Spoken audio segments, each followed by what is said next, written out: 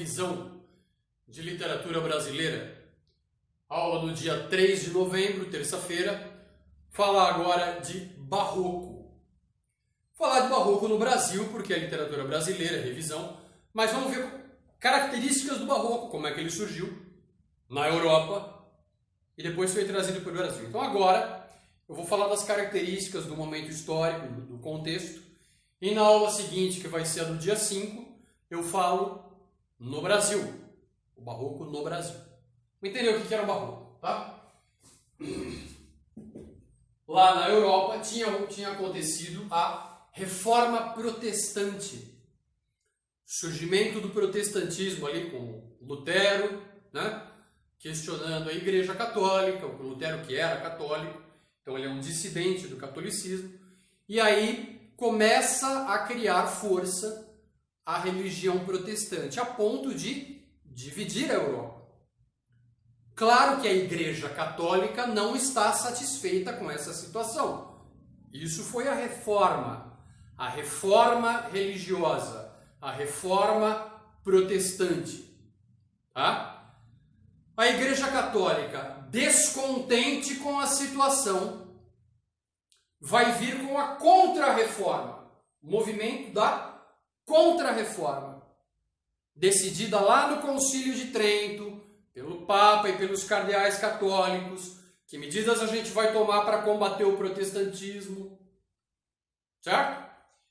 Então, essas divergências religiosas dos católicos e dos protestantes é que vão fazer a Igreja Católica impor condições pesadíssimas, castigos, perseguições, volta à Inquisição, que estava desativada desde a Idade Média, né? E os protestantes vão ser perseguidos, vão ser presos, vão ser julgados, condenados à morte.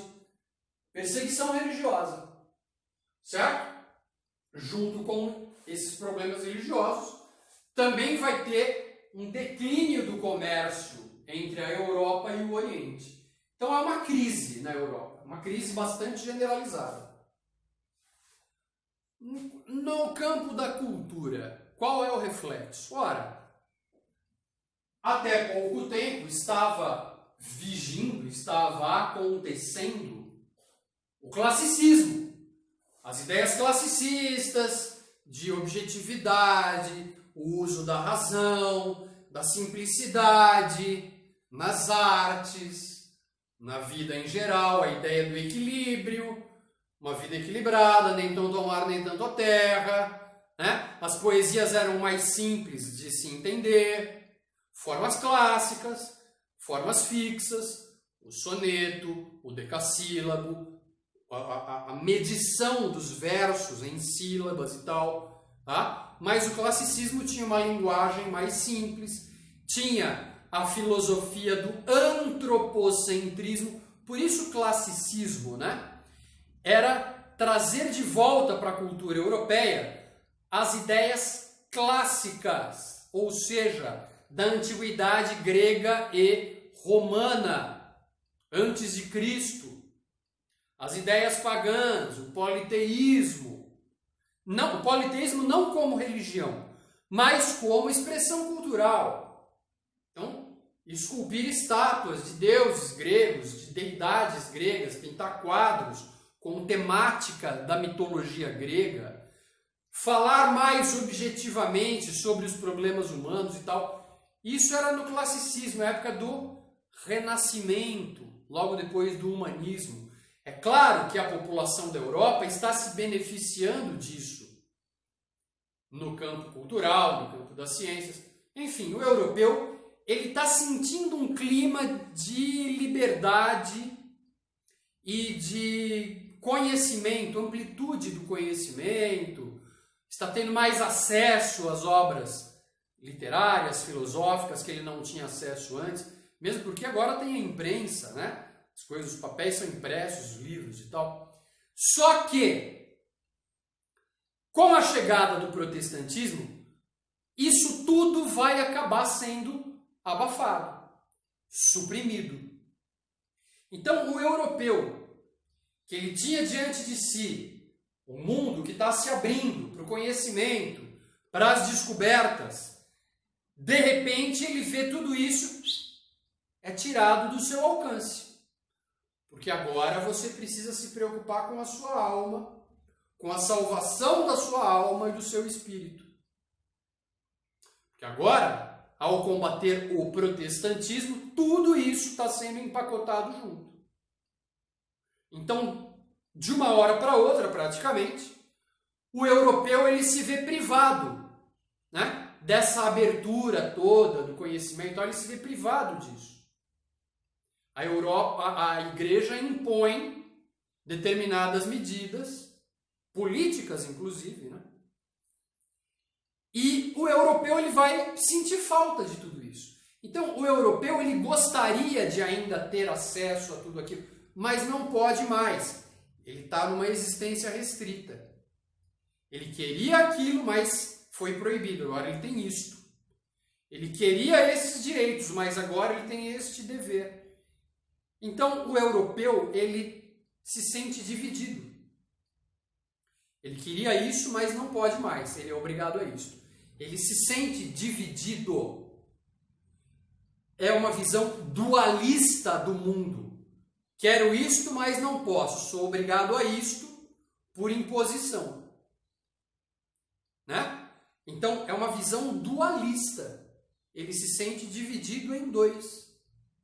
E essa é a marca do barroco, da arte barroca. E aí a gente diz que o barroco é a arte da contra-reforma. Tem início com as medidas contra-reformistas. Então o artista, seja poeta, seja pintor, seja escultor, o artista ele vai retratar essa divisão, essa angústia que o homem comum está sentindo. Essa angústia, esse medo que o homem comum está sentindo.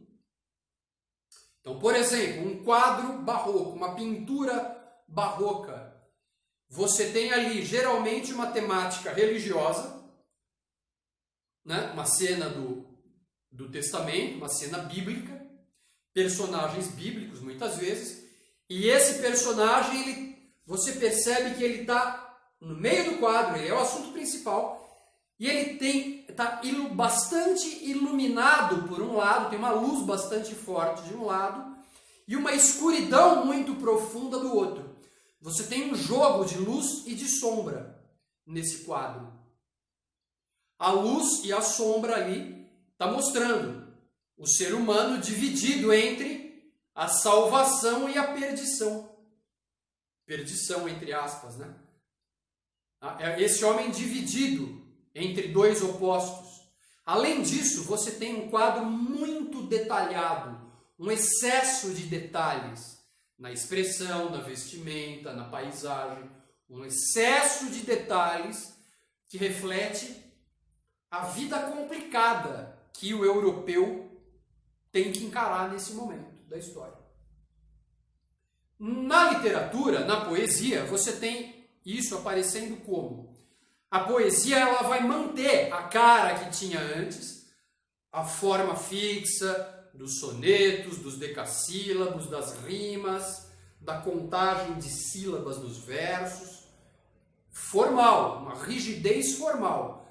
Mas a linguagem que antes era bastante clara, bastante objetiva, agora não. Agora é um vocabulário difícil, é uma construção de frases bastante retorcida que obriga o leitor a prestar mais atenção ao que está escrito para descobrir qual é a mensagem contida no texto. Tudo isso vai refletir essa vida mais complicada, essa vida mais difícil que o homem comum está tendo que viver agora. Isso na literatura, né? Então você tem aí um uso maior do figurativismo, da linguagem figurada, metáforas, né? A oposição de ideias, tá certo? Tudo isso vai aparecer com mais frequência. Essa oposição entre ideias contrárias é a divisão, é o dualismo, né? O homem se sente dividido em duas partes da sua personalidade, tá? Então você vai ter aí a exploração de recursos linguísticos que vão fazer um texto mais difícil, um texto mais complicado. Não é para qualquer um entender. Você precisa manjar, você precisa analisar, você precisa prestar atenção. É um texto mais rebuscado. Você tem figuras de linguagem mais trabalhadas ali. A antítese, que é a oposição de ideias, uma ideia contrária à outra, tá certo? Aparece uma ideia e logo na sequência aparece a ideia oposta àquela. Então isso é uma antítese. E também o paradoxo. O que é o paradoxo? É a utilização de ideias contrárias, mas no mesmo momento. E aí você tem a ideia do absurdo. Porque aquilo que você está falando é contrário a ele mesmo. Por exemplo, lá no Camões, que não era barroco, mas ele era maneirista, ele antecipou o barroco, né? Quando ele fala que o amor é fogo que arde sem se ver, que o amor é uma ferida que dói e não se sente. Isso é paradoxo. Como é que você não sabe que dói se você não está sentindo? É um contentamento descontente. Isso é um paradoxo. Percebeu o absurdo? Percebeu a complicação? Isso é típico do barroco, da poesia barroca. Esse contorcionismo de ideias. E mesmo a frase. As frases já não são mais sujeito e predicado, verbo transitivo e objeto, coisa simples. Você tem uma inversão nos elementos da frase que vai, que nem no hino do Ipiranga, por exemplo, que não é barroco, mas é um exemplo. Ouviram do Ipiranga as margens plácidas de um povo heróico, brado retumbante. Se você puser em ordem direta, como é que fica? As margens plácidas do Ipiranga ouviram o brado retumbante de um povo heróico. Mas, invertido, ouviram do Ipiranga as margens plácidas de um povo heróico, o brado retumbante. Essa inversão toda é bem característica do barroco. Percebeu como deixa o texto mais complicado? Essa complicação do texto mostra, retrata a complicação da vida durante a Contra-Reforma. Certo? Então esse conflito espiritual que o homem está enfrentando leva a esse dualismo, né? Essa oposição de ideias contrárias ali no mesmo texto. Tá? A efemeridade do tempo. O tempo passa rápido, você tem que salvar logo a sua alma. A ideia do carpe diem barroco é diferente daquele outro carpe diem lá do arcadismo. O carpe diem barroco o tempo passa rápido. Aproveita para salvar a sua alma enquanto você pode. Enquanto você está vivo, porque o tempo passa voando. Certo? E você tem duas vertentes dentro da poesia barroca, o cultismo e o conceptismo. Cultismo é a valorização da forma do texto. Ou seja, trabalhar muito bem o soneto, construir direitinho as estrofes de um soneto, escolher bem as palavras, fazer direitinho as rimas, é valorizar a forma. Como expressar a ideia? Esse é o cultismo. Muito importante na poesia, porque a poesia se vale desses recursos formais. A cara, a construção da poesia. A outra vertente é o conceptismo. É a valorização do conceito, da ideia que você quer discutir. O que eu vou dizer? Então, discutir o assunto. E discutir o assunto, né, é um assunto complicado, é um assunto espinhoso, é um assunto incômodo.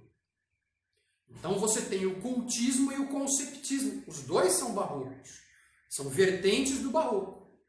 Você tem os poetas barrocos, geralmente, por serem poetas, eles são mais cultistas, mas a partir do momento que eles estão discutindo um assunto no poema, eles também têm ali o conceptismo, eles estão discutindo um conceito. Já o padre Vieira, né, ele é português, mas ele vai vir para o Brasil também. O padre Vieira, ele não escreve poemas, ele escreve sermões. Então o padre Vieira é conceptista. O padre Vieira não tem essa preocupação em escrever um soneto, um decassílabo. Não, ele não está escrevendo poesia, ele está escrevendo um sermão. Então, para ele, padre, não importa a preocupação poética, ele tem que construir um texto e discutir o assunto com os seus fiéis, na igreja, na hora do sermão. Ele tem que discutir ideias e não forma, como é que o texto vai ser escrito. Isso não interessa. Tá? Então, cultismo e conceptismo são vertentes da poesia barroca. Ok? Agora, na aula seguinte, eu vou falar do barroco no Brasil. Só um momento.